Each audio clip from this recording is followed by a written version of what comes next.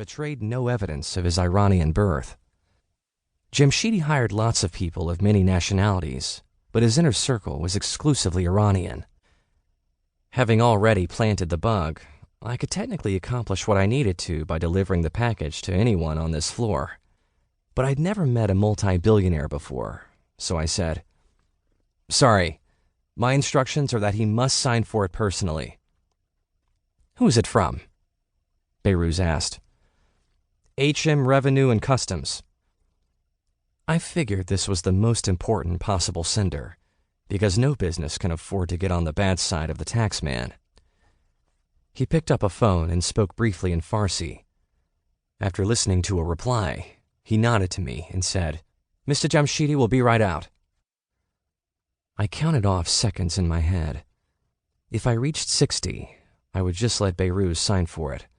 But at 43, the wooden door behind him opened, and a man in a blue pinstripe suit came through.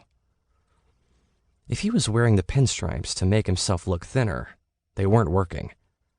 Or maybe they made him look only 350 pounds instead of his actual 400. I hurried over to him, holding out my clipboard. He took it from me, signed, and handed it back. I gave him the package, and without having said a word to me, he returned to his office and closed the door. Now, I just needed to get out of there.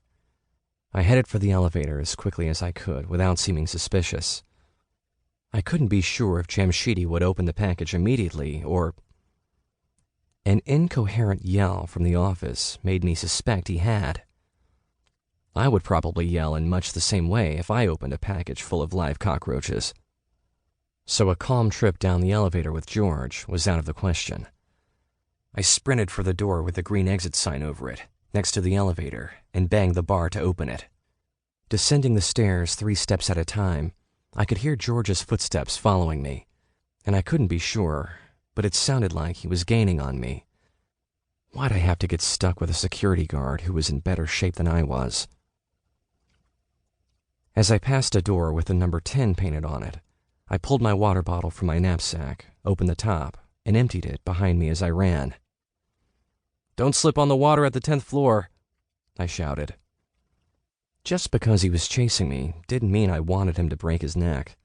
I just wanted him to slow down a bit. It worked. The footsteps behind me stopped, and I heard him talking to someone, presumably on his radio, telling him to block the exits. A few moments later, his footsteps resumed, but a bit more cautiously. I exited the stairwell at the 7th floor. If the building schematics were right, a large janitorial closet was located to my right. It was there, but locked. I slipped my carbon composite lockpicks out of my waistband and had the door open in less than 10 seconds. But that was long enough for George to come in from the stairwell and spot me. Giving him a friendly wave, I stepped into the closet and closed the door behind me. It locked with a click. It was pitch dark inside, but the schematics had shown a light switch by the door. I fumbled around until I found it. The doorknob rattled, then George yelled, "Come on out of there! You can't escape!" I used my knapsack straps to lash the doorknob to a shelf of cleaning supplies, just in case someone with a key arrived within the next minute. Then I sat on a stepladder, caught my breath, and started counting off the seconds. George stopped pounding and started talking on his radio. "I've got him trapped in the cleaner's closet on 7. A pause. "No, there's no way out of there." Pause again.